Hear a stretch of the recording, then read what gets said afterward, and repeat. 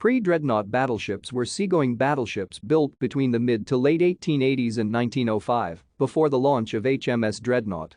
Pre-dreadnoughts replaced the ironclad battleships of the 1870s and 1880s.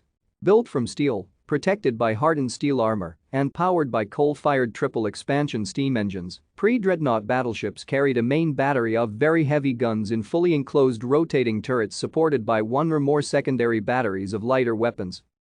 In contrast to the chaotic development of ironclad warships in preceding decades, the 1890s saw navies worldwide start to build battleships to a common design as dozens of ships essentially followed the design of the Royal Navy's Majestic class. The similarity in appearance of battleships in the 1890s was underlined by the increasing number of ships being built.